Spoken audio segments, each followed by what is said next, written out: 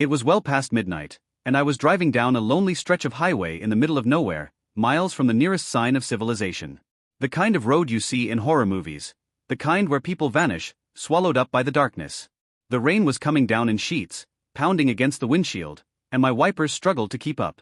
I've been a trucker for over 15 years, and I've seen my share of weird things out on the road, things I can't explain. But nothing could have prepared me for that night. It started with the static on the CB radio. It wasn't unusual at first, just some crackling and faint noises, maybe some distant chatter between truckers. But then, it got louder, more aggressive. The static grew until it sounded like screaming, like someone screaming in pure, animalistic terror. I grabbed the radio, trying to make out any words, any sense of what was coming through, but all I heard was that scream distorted, like it was coming from some old busted speaker. Then it just cut out. Silence, except for the rain and the rumble of my truck. A minute later, my headlights hit something up ahead. A figure standing on the side of the road. A woman, alone, drenched to the bone. She looked desperate, her eyes wide, her hands waving frantically. I slowed down, pulled over, and rolled down the window just enough to hear her. "Please help me," she said, her voice trembling, barely louder than the rain. "My car broke down. I need to get out of here." She didn't look like a hitchhiker. Her clothes were nice, but ruined by the rain. I hesitated. "I know you're not supposed to pick up strangers, especially not in the middle of nowhere, in the middle of the night." But something in her voice, her eyes. There was a kind of terror there that I couldn't ignore. I unlocked the passenger door. She climbed in, dripping all over the seat. Her hands were shaking, and she kept glancing over her shoulder like she was expecting someone, or something, to be there. "What's going on?" I asked, keeping my eyes on the road. I figured there was some logical explanation, a broken-down car, a flat tire, something like that.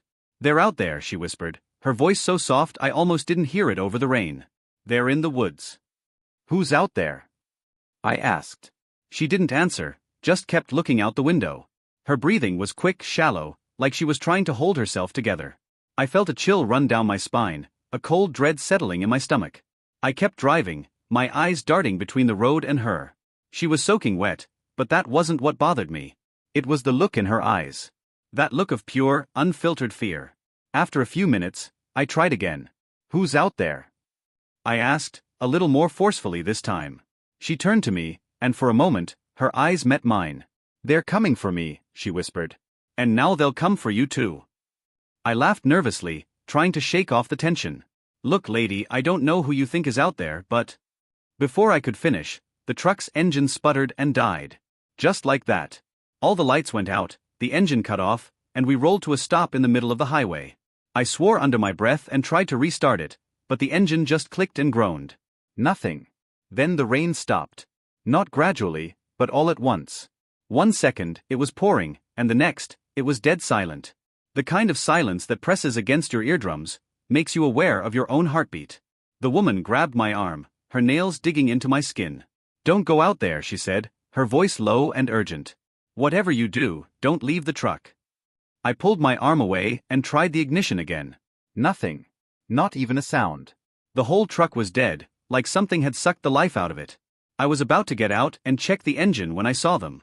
Figures, barely visible in the darkness, just at the edge of the headlights. They were standing on the road, watching us. I couldn't make out their faces, but I could feel their eyes on me. A dozen, maybe more. Silent. Still. "Who are they?" I whispered, my mouth dry. The woman's grip tightened. "They're the ones who come when you're alone," she whispered. "The ones who wait in the dark." I felt a wave of panic rising in my chest, my heart thudding like a drum. I've heard stories, every trucker has, about things on the road you're not supposed to see, things you're not supposed to talk about. I never believed them, not really. But now I wasn't so sure. I reached for the radio, hoping maybe I could get a signal, call for help. But when I turned it on, all I heard was that same screaming static, louder now, like it was coming from inside my head. The figures moved closer, just a step or two, but enough that I could see they weren't right. Their limbs were too long, their movements too jerky, like they didn't know how to use their own bodies. "Drive," she whispered, her voice shaking. "I can't," I said. "The engine's dead." "Then we're dead too," she whispered back. And that's when they started to whisper. Low and soft, like a breeze through dead leaves. Words I couldn't understand, words that didn't sound human. The sound grew, filling the cab, filling my head, until I thought I might go mad from it. The woman beside me started to cry, tears streaming down her face. "I'm sorry," she whispered. "I'm so sorry." "For what?" I asked, but she didn't answer. The whispers grew louder, more insistent. I could feel them in my bones, in my teeth. And then, just when I thought I couldn't take it anymore, they stopped. The figures were gone. The road was empty again, the night silent. I sat there, my hands gripping the wheel so tightly my knuckles were white. The woman was gone. I didn't see her leave, didn't hear the door open. She was just gone. I tried the engine one last time, and it roared to life, the lights flickering back on. I didn't waste a second. I floored it, speeding down that highway as fast as I could, not daring to look back. I don't know who she was, or what those things were. I don't want to know. All I know is, I'm never stopping on that road again. Not for anything. And if you're ever driving alone, and you see someone standing on the side of the road, looking desperate, looking scared, keep driving. Whatever you do, keep driving. I drove for what felt like hours, the rain coming down again, but lighter this time. The rhythmic patter of it against the windshield was almost soothing, but my hands were still shaking on the wheel. I kept looking in the rearview mirror, expecting to see something behind me, something chasing me, but there was nothing. Just the dark, empty road stretching out behind, illuminated by the occasional flash of lightning. My heart was still pounding, and I couldn't shake the image of that woman's face, the terror in her eyes, the way she kept looking back, like she could see something I couldn't. I wanted to believe it was just some prank, or maybe she was on something, but I knew better. I could still hear the whispers faint now, at the edges of my mind. A mile or so down the road, I saw a light up ahead. A small diner, glowing like a beacon in the darkness. Its neon sign flickered, half the letters burned out, but I could make out the word open. I hadn't planned to stop, but I needed to get my head straight. I pulled into the lot, my tires splashing through puddles, and parked as close to the door as I could. The diner was almost empty, just a couple of truckers sitting at the counter, nursing cups of coffee. They looked up when I walked in, and I gave them a nod. They went back to their conversations, low murmurs that I couldn't quite make out. I took a seat in a booth by the window, where I could see my truck outside. I kept my eyes on it, like I was expecting it to vanish. A waitress came over, her name tag read Nancy, and she looked like she'd been working there for about 30 years. She gave me a tired smile and handed me a menu. "Rough night?" she asked, her voice raspy, like she'd smoked too many cigarettes over too many years. "You have no idea," I muttered, not really in the mood to talk. She nodded, like she'd heard that before. "Coffee?" she asked. I nodded. "Please." She poured me a cup, and I took a sip, hoping the warmth would help calm my nerves. I glanced around the diner. It felt strangely normal, like a bubble of reality in the middle of this nightmare. But I couldn't shake the feeling that something was still watching me, waiting for me to let my guard down. I took out my phone, thinking I'd call someone, maybe just hear a familiar voice. But there was no signal. Not even a bar. I put it back in my pocket, trying not to think about it too much. The door to the diner opened, and a man walked in. He was tall, broad-shouldered, wearing a long dark coat that was soaked from the rain. He looked around, his eyes scanning the room like he was looking for someone. When he saw me, he paused for a moment, then walked over and slid into the booth across from me without asking. I tensed up, not sure what to make of him. "Can I help you?" I asked, my voice a little sharper than I intended. He didn't answer right away. He just looked at me, his eyes dark and intense, like he was trying to read my thoughts. Then he leaned in, lowering his voice. "You picked her up, didn't you?" he said. I felt a chill run down my spine. "What are you talking about?" "The woman on the side of the road," he replied, his voice barely more than a whisper. "You picked her up.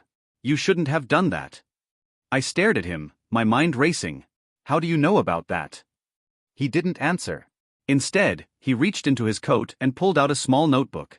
He flipped it open and slid it across the table to me. I glanced down at it. The pages were filled with names, dozens of them, all written in neat, precise handwriting. At the bottom of the page was today's date. And under the date was a single name, mine. I pushed the notebook back. "Who are you?" I demanded, my voice low but firm. He smiled, but there was no warmth in it. "I'm someone who knows," he said. "Someone who's been looking for her for a long time." I swallowed hard, my mouth dry. "Who is she?" I asked, my voice barely above a whisper.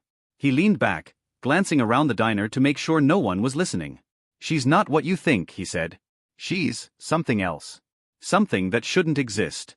And now she knows you saw her." "What do you mean?" I asked, my heart starting to race again. He leaned in closer. They call her the Wanderer, he said. She's been out there for years, moving from place to place, hitching rides, waiting. People pick her up, just like you did. They think she's just some lost woman, but they don't realize what she really is until it's too late. I felt a knot tighten in my stomach. What happens to them? I asked, though I wasn't sure I wanted to know. He didn't answer right away. He just looked at me, his expression grim. Most of them don't make it, he finally said. Some disappear, their cars found abandoned on the side of the road. Others, they're found but they're not the same. Not really. Something happens to them, something bad. I tried to laugh it off, but it came out shaky. So, what, you're telling me I picked up some kind of ghost? He shook his head. Not a ghost, he said. Something worse. I felt my hands start to tremble again. What do I do? I asked, my voice barely steady. He looked at me, his expression serious. You keep driving, he said. You don't stop. Not for anything. Not until the sun comes up. And whatever you do, if you see her again, you keep going. I nodded, not sure I believed him, but too scared not to. He stood up, slipping the notebook back into his coat. Good luck, he said, and then he turned and walked out of the diner, disappearing into the rain. I sat there for a long moment, my mind spinning, my heart pounding in my chest. I didn't know if I believed him, but I wasn't about to stick around to find out. I threw some money on the table, grabbed my jacket, and headed back out to my truck. The rain had picked up again, and the wind howled through the trees. I climbed into the cab, started the engine, and pulled back onto the highway. The diner's lights disappeared in my rearview mirror, swallowed up by the darkness. I kept my eyes on the road, my hands tight on the wheel. I didn't know what was out there, waiting in the dark, but I knew one thing for sure. The miles slipped by slowly. The rain hammered down with relentless fury, and the road seemed to stretch on forever, a black ribbon twisting into the darkness. My headlights cut through the rain, barely illuminating more than a few feet ahead. Every now and then, I caught myself checking the mirrors, convinced I'd see her standing there on the road behind me, drenched and desperate, with that look in her eyes. But there was nothing. Just the empty highway and the pounding of my heart in my ears. I tried to focus on the road, on the rhythm of the engine, anything to keep my mind from wandering back to the stranger in the diner and his warning. The Wanderer, he'd called her. I wanted to believe it was all nonsense, some weird prank or a crazy story. But deep down, I knew better. I'd felt it, that cold, crawling dread when she'd climbed into my truck. She wasn't right. She wasn't normal. About an hour passed, maybe more. I wasn't really keeping track. I just kept driving, one eye on the road, the other on the clock, counting down the hours until dawn. The radio was still dead, nothing but that low, static hum filling the cab. It felt like I was trapped in some kind of purgatory, like the world outside had vanished, and there was just me, the truck, and the endless road. Then, out of nowhere, the engine sputtered. For a split second, I thought I was imagining it, but then it happened again. A cough, a stutter, like the truck was choking. My heart lurched in my chest. Come on, not now, I muttered, my knuckles white on the steering wheel. The engine died. Just like before. The headlights flickered and went out, plunging me into complete darkness. The only sound was the rain pounding against the roof and the faint hiss of the static from the radio. I sat there, my breath coming in short, shallow gasps. The truck was dead, just like before. I reached for the key, turned it, praying for the engine to catch. Nothing. Just the hollow click of a starter with no life behind it. I tried again and again, but it was no use. The truck wasn't going anywhere. I felt that familiar cold dread creeping back, tightening around my chest like a vice. I didn't want to look, didn't want to see what was out there. But I knew I had to. Slowly, I turned my head, glancing out the window into the darkness. And that's when I saw it. Her. Standing in the middle of the road, just outside the reach of the headlights, barely visible through the rain. She was soaking wet, her hair plastered to her face, her clothes clinging to her body. She wasn't waving this time.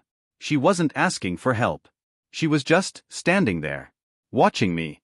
I felt my stomach drop. I didn't know what to do. I wanted to look away, to turn my back and pretend she wasn't there. But I couldn't. I was frozen, my eyes locked on hers. She took a step forward, and I could see her face more clearly now. She looked different. Her skin was pale, almost gray, and her eyes were dark hollow, like two black pits staring into my soul.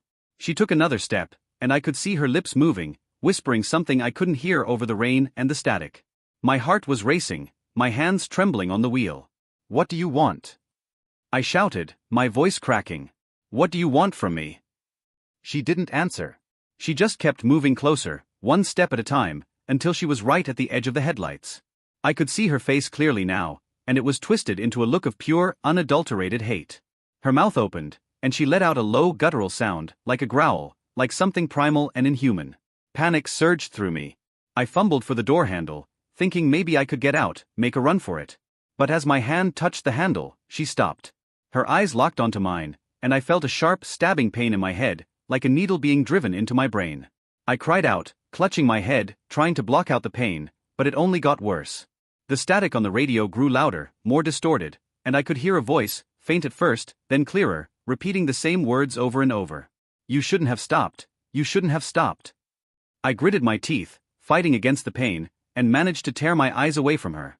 I grabbed the keys again, praying to anyone who might be listening, and turned them in the ignition. The truck roared to life, the headlights blazing on, cutting through the rain. She was gone. One moment she was there, and the next gone, like she'd never been there at all. I didn't waste a second.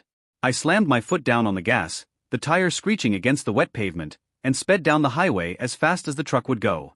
The engine whined, the tires skidded, but I didn't care. I just needed to get away, needed to put as much distance between me and that thing as possible. My heart was racing, my breath coming in ragged gasps, but I didn't slow down. I couldn't. Not until I saw the first hints of dawn breaking over the horizon, the sky turning from black to gray to a soft, muted blue. I'd made it. The sun was coming up. But just as I felt a sliver of relief, the truck's headlights flickered again, and for a split second, I saw her face reflected in the rearview mirror, her eyes staring into mine, her mouth stretched into a twisted smile. I screamed and slammed on the brakes, skidding to a stop on the shoulder of the road. I whipped around, expecting to see her in the back seat, but there was nothing. Just the empty cab, the rain still pounding against the roof. I sat there, breathing hard, my hands shaking. I didn't know what was real anymore, didn't know if I was losing my mind. I had to keep going, had to get away. I put the truck back in gear, pulled onto the highway, and drove until the sun was fully up and the rain had stopped. I don't know what I saw that night. I don't know if it was real, or if I was just tired, maybe hallucinating. But I know one thing. Whatever she was, whatever those things in the dark were, they're still out there. Waiting. Watching. And if you're ever driving alone on a dark, rainy night and you see a woman on the side of the road, don't stop. No matter how desperate she looks, no matter how much she begs, keep driving. Because once you see her, once you let her in, she'll never let you go.